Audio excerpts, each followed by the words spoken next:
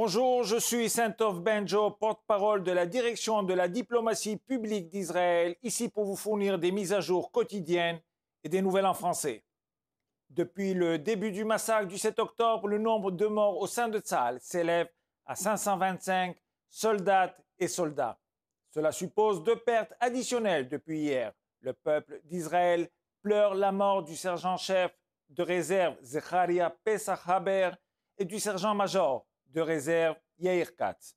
Nous les saluons pour leur héroïsme, embrassons leurs familles et prions pour que leurs âmes reposent en paix.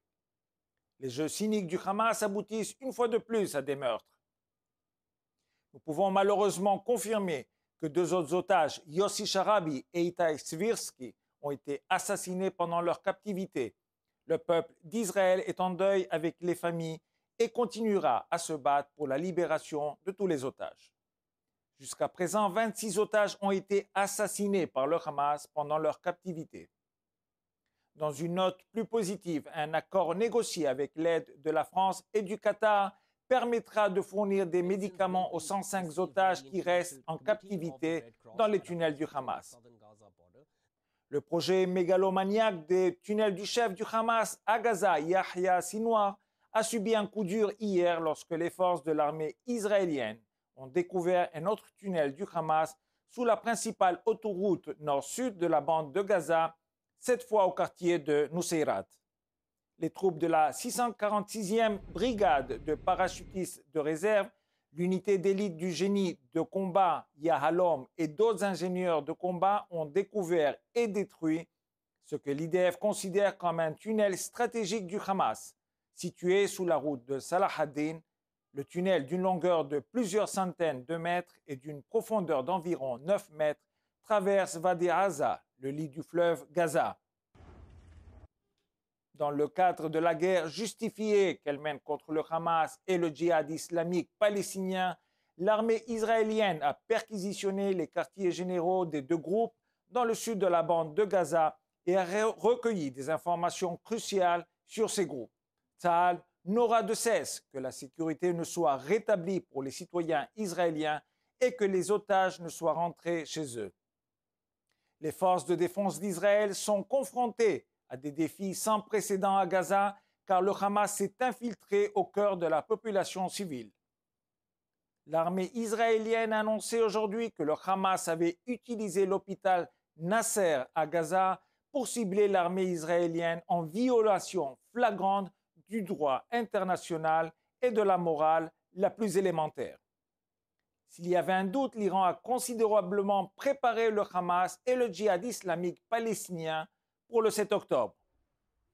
Un commandant palestinien du djihad islamique arrêté à Gaza a décrit aux interrogateurs israéliens la manière dont les terroristes étaient formés en Iran dans une vidéo publiée mardi par l'agence de sécurité Shin Bet. Bassel Mahdi s'est décrit comme le commandant des unités spéciales avec un peloton de 9 hommes sous ses ordres. Mahdi a déclaré à son interrogateur qu'il avait été envoyé en Iran à la suggestion de son commandant. On l'a instruit qu'il devait se rendre en Iran pour suivre une formation de tireur d'élite. Il a été récompensé de $1000 pour participer à ce cours. Quelques semaines plus tard, il a été envoyé hors de la bande de Gaza en passant par l'Égypte, la Syrie et le Liban pour finalement retourner en Iran pour un autre cours.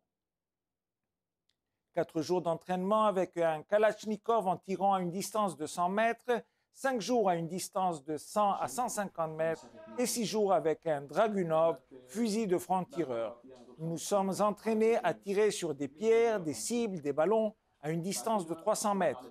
Mahdi a ajouté qu'il y avait 15 à 20 autres personnes de Gaza, du Liban et de Syrie qui suivaient le cours avec lui, tous étant des activistes militaires du djihad islamique. L'Iran continue de semer l'instabilité et le chaos au Moyen-Orient et doit être tenu pour responsable devant la communauté internationale.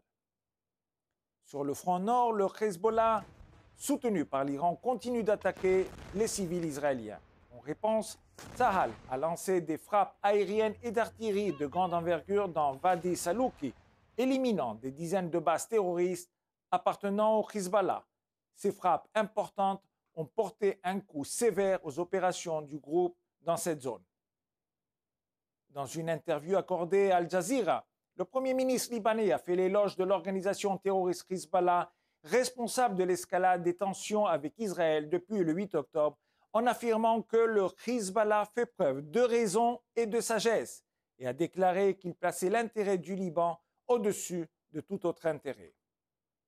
Israël a la responsabilité de ramener les habitants du Nord dans leur foyer en toute sécurité et sous aucune contrainte. Cela se fera soit par la pression croissante qu'Israël exerce actuellement, soit par une autre guerre. Comme toujours, nous sommes à votre disposition 24 heures sur 24 pour répondre aux questions aux coordonnées affichées à l'écran. Merci de votre attention.